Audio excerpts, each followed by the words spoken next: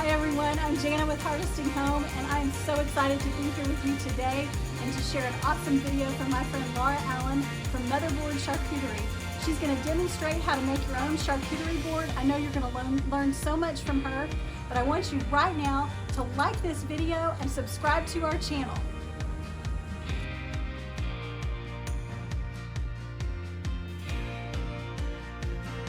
Hello, I'm Laura Allen, and I want to share with you today a new hobby of mine that has become a bit of an obsession and something that's really even grown into a small side business for me.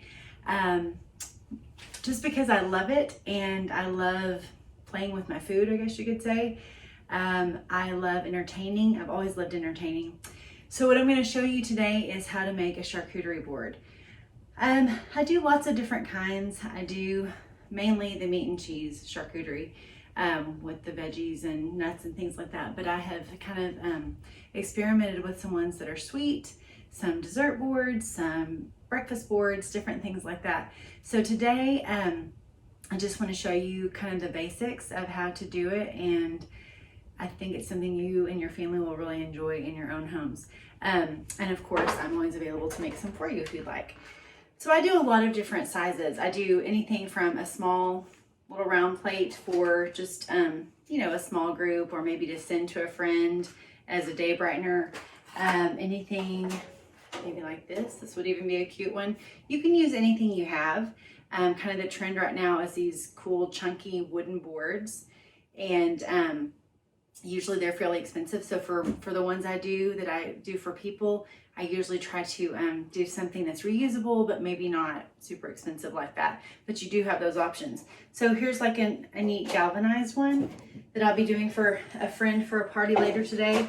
And she had brought me these two, the galvanized one and this cool chunky acrylic one. She is wanting me to do kind of a fruit one, more fruit, sweet one, and then a charcuterie. So I'm going to show you the charcuterie on this really cool acrylic plata. So I'm going to put these away. There's a couple ways I like to start. If I really know what the main thing on the tray is going to be, I'll start with that. Or sometimes I'll just use some of my little containers. Like sometimes I use muffin tins, put them in different places. That'll help keep things from getting soggy. I have recently fallen in love with the tiny mason jars. They're a little bit more expensive. They're not pricey though. And you can use them on there to hold things and separate things. You don't want your crackers getting soggy, especially if you're making it earlier in the day to entertain later with at night. So what I like to do is either that, or I'll form some barriers with other things that will not let the crackers get soggy, but we'll talk about that later. Today, I think what I'm going to start with is some turkey rolls, which I pretty much use on everything. My family uses turkey all the time. We eat turkey all the time, and this is our favorite. So I just roll it, plain and simple like that. I usually do 2 slices, nice and thin, and then just roll it. And I've even done before where you can use a container. You can use something like this, roll it and stick it in if you're wanting to stand up, if you want to give something a little height. But typically I'm using it just like this, really easy. So I've always loved entertaining, like always. I think even when I was 5, if my grandparents would come over, I would run to the kitchen and throw something together because I thought we needed to have a party, you know, just celebrate everything, any kind of excuse. So I remember my parents telling me about me always going to the freezer and getting the Cool Whip out, and I called it something special.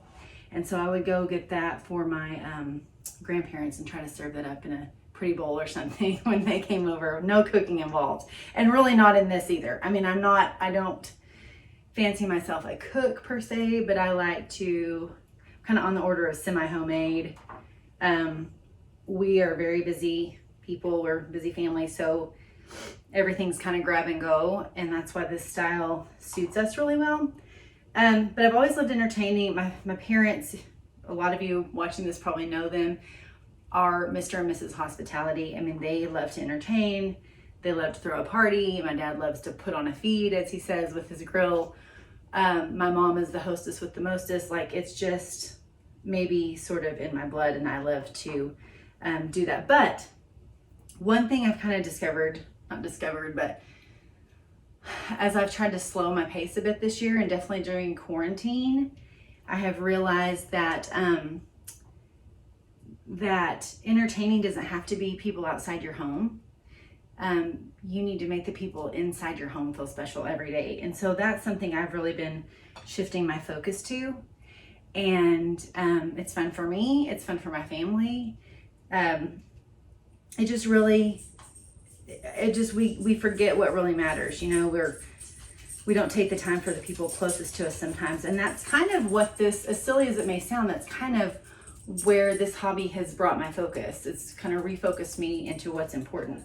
So I don't know if you could see what I was doing, but I was just folding up my little salamis, hard salamis. Now that's not really enough for that, so I'll get back to that. But for a long time I used these little round ones, which you just buy. That way they're yummy.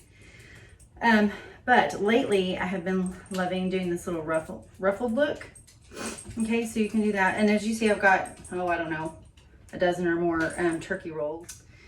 Okay, so there we have some turkey and some salami. I use a lot of different kinds of cheeses, and what I normally do is I don't always set it up this pretty before I start. I usually am just grabbing and throwing it together, but I really love these. I really love the Sargento cheeses, but there's other companies that have good ones. I like to buy some of them in the block so that I can just cut it exactly how I want it. But you can also find, obviously, cubed cheese, which makes it handy sometimes. Let me go ahead and show you how I do a container placement. I think for a bigger tray like this, we're going to use something bigger. I have smaller ones right here, which I'll use for ranch or dipping sauces if I need something like that.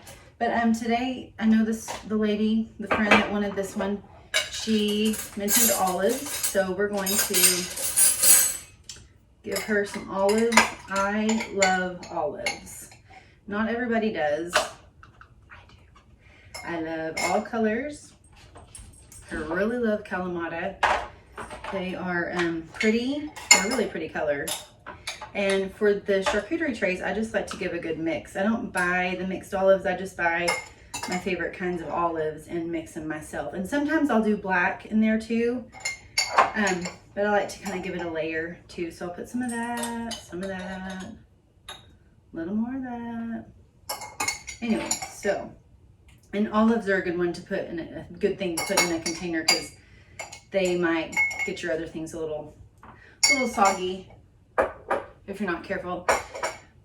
So now we've got our little olive thing, and we can just kind of smash it into a corner. Okay, so let's work with some cheeses now. I've got my cutting board right here.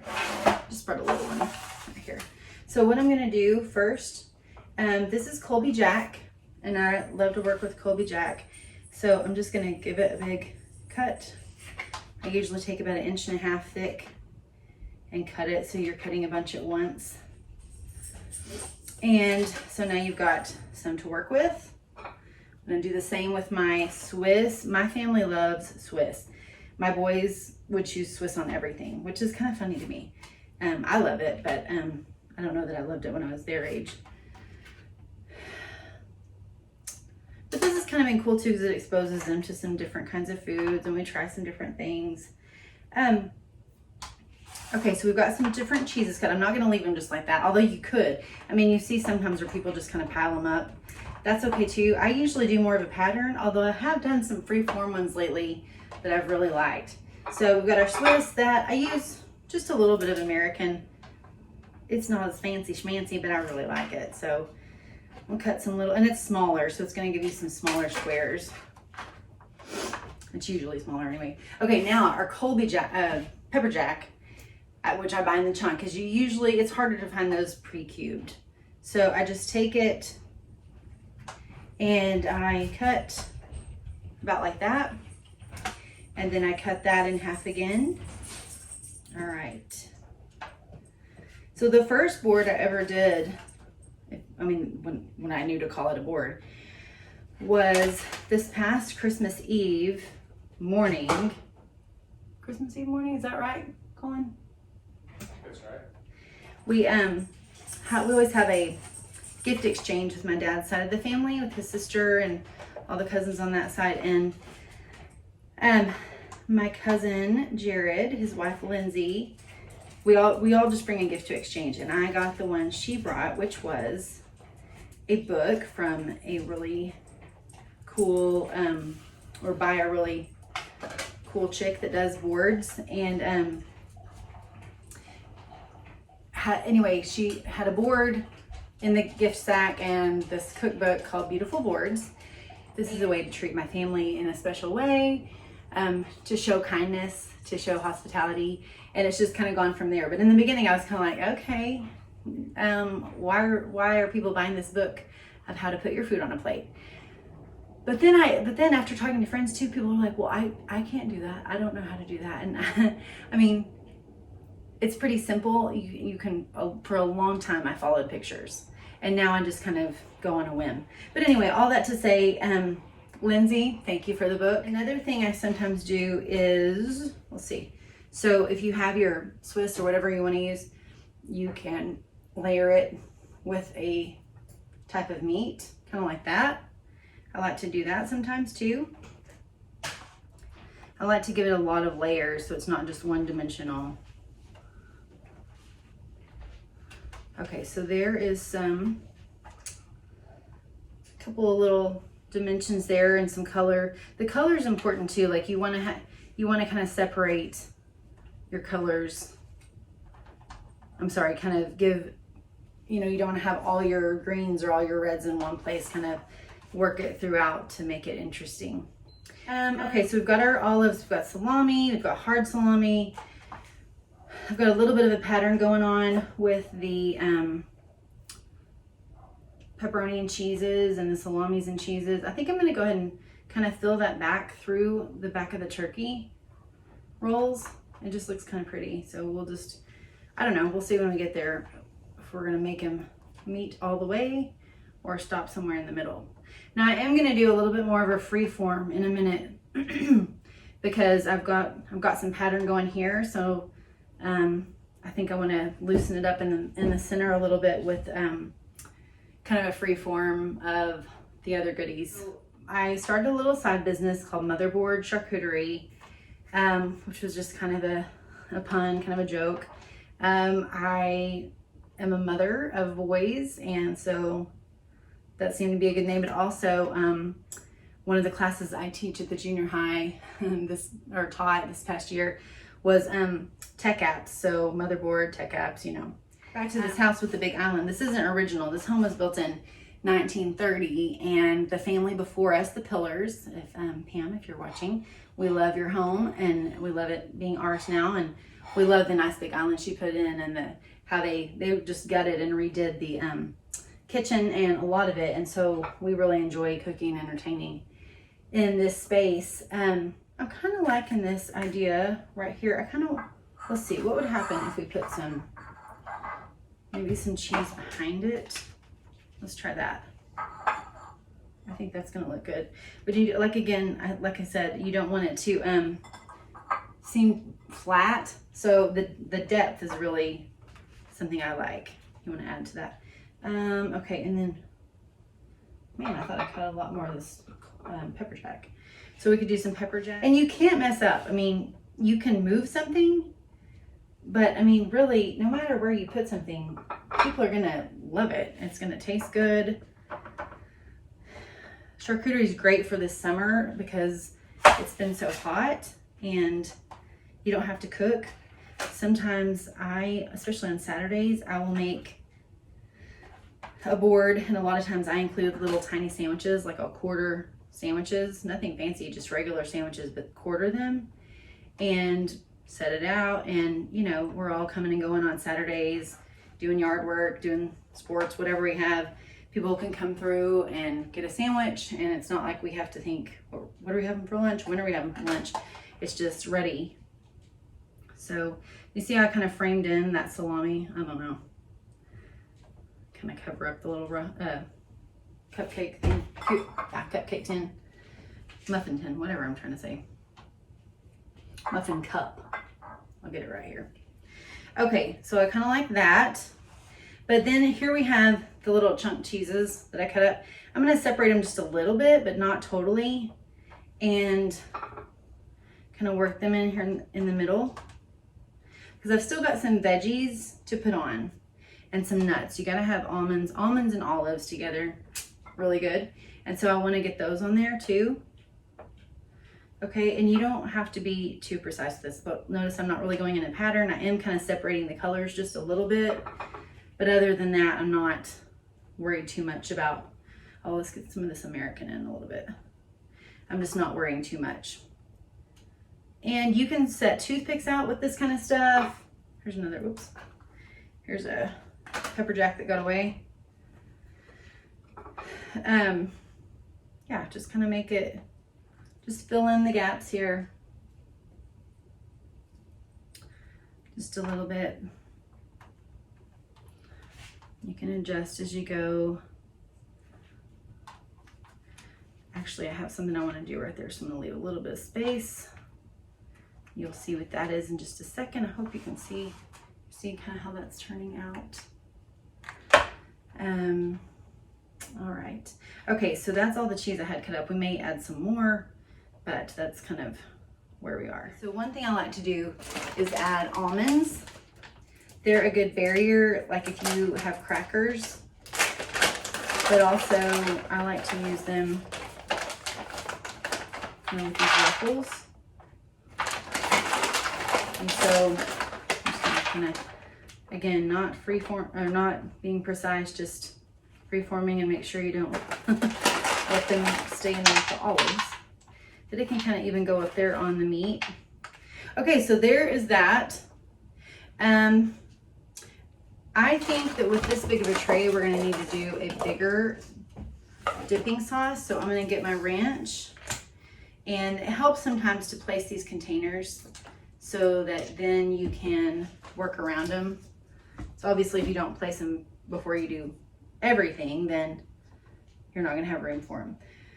Now I'm not gonna do much fruit on this one. Usually I do, but we're doing a whole other fruit board for this customer today. And so I'm gonna leave that. But I've got carrots that will look pretty with this. And obviously you're gonna have ranch for carrots. Not obviously, but we will like it better. And I'm gonna do a handful of carrots. Get it up on the edges. Now sometimes I like to trim off if the stumps are really big. We'll give that a little trim and just start placing it.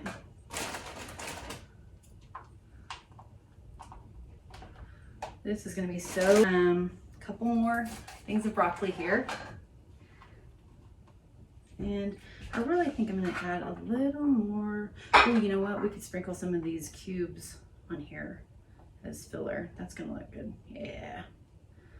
That's gonna look good. See, just playing with your food. All right, so, I mean, and is too much cheese even a thing? It's not. That's not a problem. Carrots. I want a couple more carrots because it kind of out-broccolied the carrots. All right, so there is that. I'm watching the time because she's coming fairly soon. All right, I think that looks pretty good. Again, since we know that we're having broccoli there now, I'm gonna round this out with a little more of the pepperoni, and pepperoni is one of the first things to go in my house. Okay, so there's that. Another veggie I like to use on these that I think are cool, and these are not hot, these are just these little sweet peppers. And there's a lot of orange going on over here, so I think I'm gonna stick them over here. And they are great with the ranch too. You just kind of arrange that. Hoping y'all can see that. Lift it up just a little bit more. I've not put it on here yet. Oh, pickled okra is another thing people enjoy on there too. Now you could, and maybe I will, kind of wedge a muffin tin in there because we don't want the cheese to taste like pickled okra. So, and it won't totally keep it all separated, but it'll help a little bit. So giving it a little green right here to pull down from all that orange. All right, and we just kind of, I don't place them all the same way, just kind of hodgepodge in there. All right, I think that's gonna look real good. Okay, so there's our pickled okra. We've got our olives. We need a few more olives in there. Whoa. Okay, now, I like to use pecans. So I've got some pecan halves here. We'll just kind of put those there, let them fill in that gap. Let's see. I'm gonna borrow some of my cheese from over there because I want to pull this out, and then we can always go back with some carrots right there where I pulled that. Because there's really not enough room to stick another thing right there. Okay, so now we're just gonna fill that in with the carrots. Okay, so we've got that, and what else do I have? Oh, celery. Celery, now that's kind of a debatable vegetable. I like it. It adds crunch. If you're trying to eat healthier and not do chips, you can use celery. I know it's not the same, but it does give you the crunch, which is nice. So I like to include celery. I sometimes like to include raw asparagus too. That is nice, and it's really pretty, and I think it tastes good. I'm gonna lift up these peppers and kind of squeeze the celery under there just a little bit. Okay, so there again we have some more depth that way. That pepper up there. All right, a wedge or a circle of Gouda, and a lot of times I like to include just a wedge of some kind of cheese, maybe blue cheese. Gouda is a little more mild and kind of more, I don't know, less debatable. We'll wedge that in like this, okay? Right there. Maybe just go ahead and turn it on its side. It's really pretty. And if you ever have like a little jar of something like chipotle jelly, something like that, that could go on there. Some herbs, okay? Anything like that. I have these crackers that I love. They are Crunch Master. I'm gonna put them on here, right here, with the Gouda. And obviously you can have it with any of the stuff we have here. All right, so kind of fills in there, and we've just about got this done. I'm gonna fill in some of the spaces. A little more pecan there, maybe a little more broccoli. But I think this is gonna be a hit. I hope it is anyway. It's got something for everyone.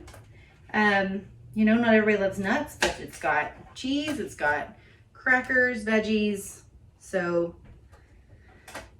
something for every kind of diet. If you're doing keto, you know, you've got plenty of options there. If you're a vegetarian, you've got options there. So we've got all kinds of things that should be pleasing to just about everybody. So I hope this was interesting for you. I had fun making it, I had fun sharing it. If I can ever make anything for you, I would love to. If I can ever answer any questions, I would love to do that too. But I just want to say thank you to Jana for having me today to help you see how to make these fun charcuterie boards. And I hope that you can do so in a way to just extend kindness to your family and your friends. Thanks.